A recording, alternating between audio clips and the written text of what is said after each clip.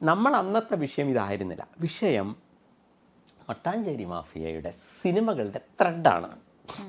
അവർ പലപ്പോഴും എന്താ ചെയ്യുന്നത് വെച്ച് കഴിഞ്ഞാൽ ഈ നായർ, നമ്പൂതിരി, മേനോൻ ഈ വിഭാഗത്തെ വളരെ മോശമാക്കി, അതായത് ഇവരുടെ വില്ലന്മാർ എന്ന് പറഞ്ഞാൽ കറുപ്പെടുത്ത ആൾക്കാരായിരിക്കും, ശബരിമലയ്ക്ക് പോകുന്ന ആൾക്കാർ, ഇങ്ങനെയൊക്കെയുള്ള രീതിയിൽ, ഞാൻ സിനിമകളുടെ പേര് പറയുന്നില്ല, അത് ഈ പരിപാടി കാണുന്നവർ മനസ്സിലാക്കാം.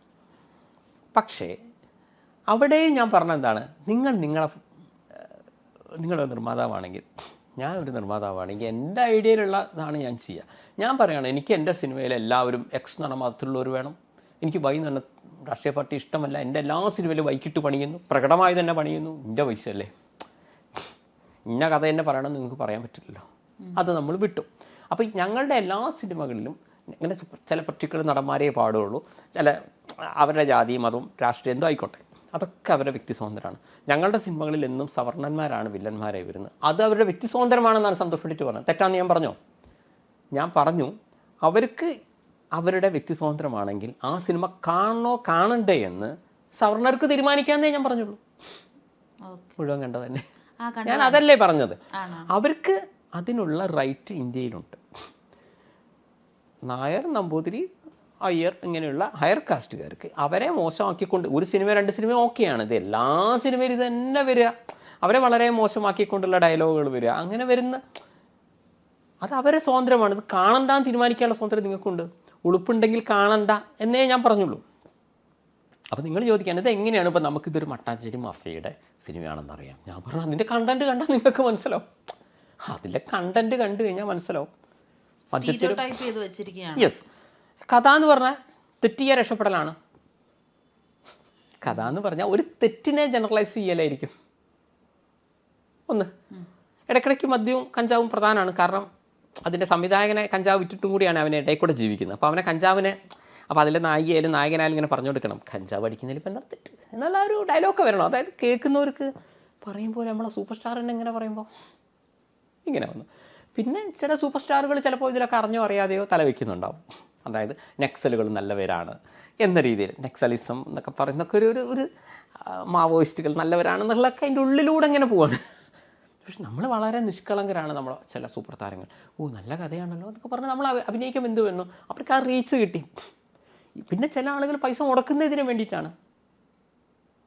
ഇതിനല്ല അവർ കൂടുതൽ യൂസ് ചെയ്യുന്നത് മട്ടാഞ്ചേരി മാഫിയയാണ്. അതുകൊണ്ടാണ് ഞാൻ പറഞ്ഞത് ടോട്ടലി 3 കൂടെ ചിന്തിക്കുകയാണെങ്കിൽ കുറച്ച് ഡേഞ്ചർ ഇതാണ്. അവരുടെ ഡേഞ്ചർ എന്നൊന്നും ഞാൻ അങ്ങനത്തെ പദങ്ങളൊന്നും ഞാൻ യൂസ് ചെയ്തിട്ടില്ല. പക്ഷെ കുറച്ചൊന്ന് ശ്രദ്ധിക്കേണ്ട ഒരു വിഭാഗമാണ് ഈ മട്ടാഞ്ചേരി മാഫിയ എന്ന്. കമ്പയർ ചെയ്ത് പറഞ്ഞപ്പോൾ പറഞ്ഞിരുന്നു ഇങ്ങനെ കുറച്ച് അവെയർ ചെയ്യേണ്ട ആളുകളാണ് എന്നുള്ളത് പറഞ്ഞു. കാരണം അല്ല രാഷ്ട്രത്തിന്റെ ഇതിനെ ബാധിക്കുന്നുണ്ട്. മനസ്സിലായി. അല്ല, അങ്ങനെ ഒരു പ്രശ്നമുണ്ട്.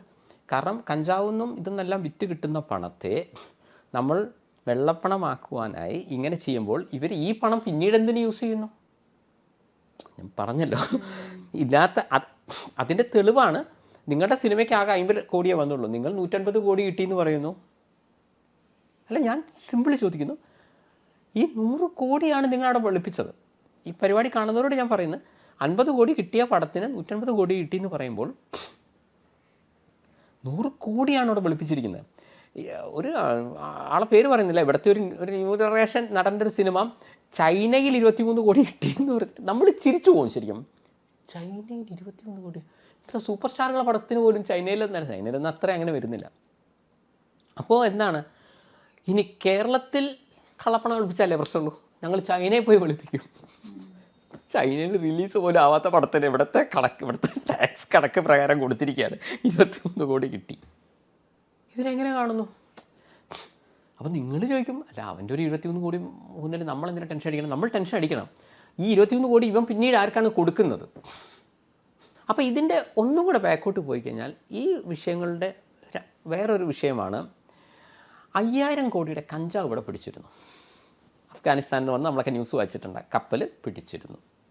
നമ്മുടെ കേരള തീരത്തുനിന്ന് പിടിച്ച 5000 കോടിയുടെ കഞ്ചാവ് പിടിച്ചതാണ് ഇതിൻ്റെ ബേസ്. അന്നത്തതിന് ശേഷമാണ് പണം വെളുപ്പിക്കാൻ കുറച്ചുകൂടെ സിനിമയെ ഉപയോഗിക്കാൻ തുടങ്ങിയത്. അപ്പോൾ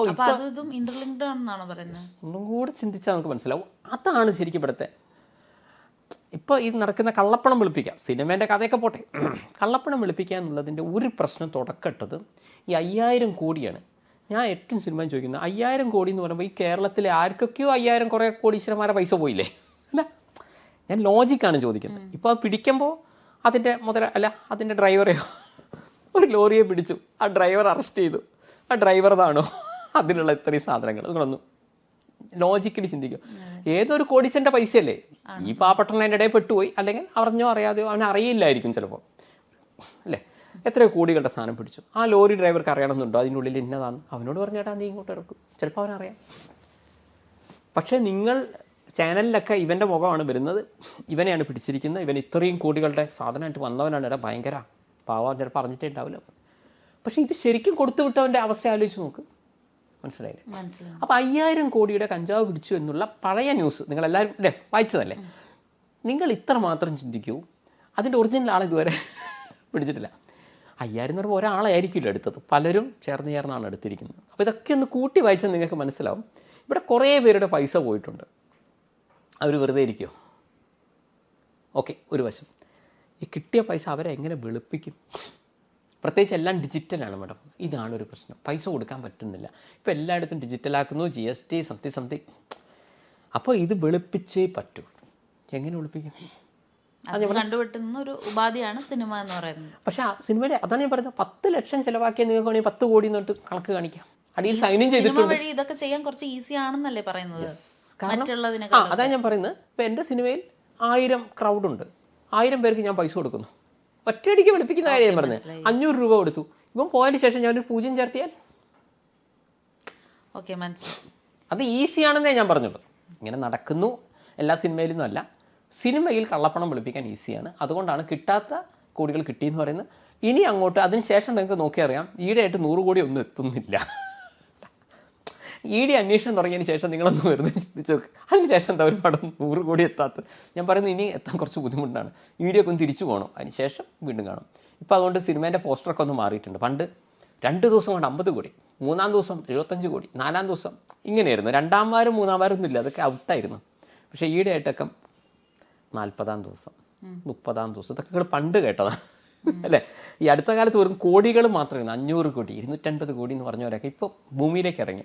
ഞാനിപ്പോൾ നിങ്ങളെ ഈ പരിപാടിക്ക് വരുമ്പോൾ ഞാൻ കുറച്ച് പോസ്റ്റർ, നന്നായി ഹിറ്റായി ഓടിക്കൊണ്ടിരിക്കുന്ന സിനിമേൻ്റെ പോസ്റ്ററിൽ 15-ാം ദിവസം 25-ാം ദിവസം, ഇത് കുറേ മുമ്പ് നമ്മൾ കേട്ടതാണ്. ഈടായിട്ടൊന്നും നമ്മൾ ഈ ദിവസങ്ങൾ കേൾക്കില്ല, ഇപ്പം അതിലേക്ക് മാറി. അതെന്താ ഇപ്പോഴത്തെ ഹിറ്റാകുന്ന പടങ്ങളൊന്നും 100 കോടി എത്തുന്നില്ലേ? കാരണം ഇപ്പോൾ അന്വേഷണം വരുമ്പോൾ ഇപ്പോൾ എല്ലാവരും ഒന്ന് ശ്രദ്ധിക്കാൻ തുടങ്ങി. പക്ഷെ ഇത് എല്ലാവരും അങ്ങനെ ചെയ്യുന്നില്ല. വിഷയം നിങ്ങൾ ആ ലെവലിലുള്ള ആളായിരിക്കണം, നിങ്ങൾക്ക് സ്വന്തമായിട്ടുള്ള തിയേറ്ററുകൾ വേണം, അല്ലെങ്കിൽ നിങ്ങൾക്ക് അവരായിട്ട് അത്രയും ബന്ധങ്ങൾ. ഇപ്പം ഇത്തരം കാര്യങ്ങളൊക്കെ സന്തോഷ് പണ്ഡിറ്റിനോട് നമ്മൾ സംസാരിക്കുന്നതെന്ന് വെച്ചാൽ, ഇപ്പോൾ കുറച്ച് മുമ്പ് പറഞ്ഞല്ലോ, ഈ പറയുന്ന വിവാദങ്ങളൊക്കെ ഉണ്ടാക്കി വെക്കുന്നവർ ഇതിനുള്ള മറുപടികൾ കൊടുക്കുന്നില്ല. പക്ഷേ ഇത്തരം കാര്യങ്ങൾക്ക് സന്തോഷ് പണ്ഡിറ്റിന്റെ കയ്യിൽ നിന്നും മറുപടികൾ കിട്ടുമെന്ന് നമുക്ക് തോന്നുകൊണ്ടിട്ടാണ് നമ്മൾ ഇത്തരം കാര്യങ്ങൾക്ക്. അതെ, തീർച്ചയായിട്ടും. അല്ലാതെ ഞാൻ പറയുന്നത് ഒന്ന് കഞ്ചാവിൻ്റെ ഇഷ്യൂലും ഇതില്ല, അല്ലെങ്കിൽ ഒരു ന്യൂ ജനറേഷൻ പറയണ്ടേ? നിങ്ങളെ പേര് വെച്ച് വരുമ്പോൾ അങ്ങനെയില്ല, അത് അയാളുടെ കൺഫ്യൂഷനാണ്. അയാൾ ബോധപൂർവ്വം എൻ്റെ മാനം കെടുത്താനാണെന്ന് എന്തുകൊണ്ടാണ് അവർ പറയാത്തത്? അല്ലെങ്കിൽ ഇവരുടെ ഏതെങ്കിലും ഇപ്പോൾ എൻ്റെ പല പോസ്റ്റുകൾ നിങ്ങൾ എടുത്തു നോക്കും. ഞാൻ മദ്യത്തിനെതിരെയും കഞ്ചാവിനെതിരെയും അറ്റ്ലീസ്റ്റ് ഞാൻ ചില ഫേസ്ബുക്ക് പോസ്റ്റിങ്ങിൽ ഇടുന്നുണ്ട്. ഈ പറയുന്ന ആരെങ്കിലും ഒരു പോസ്റ്റ് ഇന്നവർ ഇട്ടിട്ടുണ്ടോ? സിനിമ പോട്ടെ, ഇപ്പോൾ പല സിനിമകളിലും കള്ളപ്പണം വെളുപ്പിച്ചു എന്ന് പറഞ്ഞു. അതിലേതെങ്കിലും ഒരു നടൻ അത് പറഞ്ഞോ ഇതെനിക്കെതിരെ വെറുതെ പറഞ്ഞതാണെന്ന്? ഏതെങ്കിലും ഒരു സ്റ്റേറ്റ്മെൻറ്റ് പോലും ഉണ്ടോ? നിങ്ങൾ പ്രസ് മീറ്റ് വിളിച്ച് പറഞ്ഞോ? ഒരു പ്രസ് മീറ്റ് വിളിച്ച് പറയണ്ടേ, ഇത് അനാവശ്യമായിട്ട് എൻ്റെ സിനിമ വിജയിച്ചപ്പോൾ എനിക്കെതിരെ പറയുന്നതാണ്, ഞാനൊരു കള്ളപ്പണം വെളുപ്പിച്ചിട്ടില്ല, ഈ എക്സിക്യൂട്ടീവ് പ്രൊഡ്യൂസർ എനിക്കെതിരെ കേസ് കൊടുക്കുന്നു. അവൻ ബോധപൂർവ്വം പറഞ്ഞു. ഇവൻ ആര്? ഇവൻ എന്ത് തന്നു പറഞ്ഞോ? മട്ടാഞ്ചേരി മാഫിയ നിങ്ങൾക്ക് തന്നു. ഞങ്ങളുടെ സിനിമ അങ്ങനെയല്ല, ഞങ്ങൾ നായർ നമ്പൂതിരി ഭാഗത്തെ മോശമാക്കുന്നത് ബൈ ചാൻസ് സംഭവിച്ചാണ് എന്ന് ഏതെങ്കിലും ഒരുത്തം പറഞ്ഞോ? പ്ലസ് ഈ വിവാദങ്ങൾക്ക് ശേഷം എന്തേ ഒരു സിനിമയും 100 കോടി എത്താത്തത്? ഹിറ്റ് സിനിമകൾ പോലും ഇപ്പം 100 എത്തുന്നില്ല. എല്ലാവരും റിയലിസ്റ്റിക് കണക്കിലേക്ക് എത്തി. ചിന്തിക്കുന്നവർക്ക് ദൃഷ്ടാന്തമുണ്ട്. ഇത്രയും എനിക്ക് പറയാനുള്ളൂ.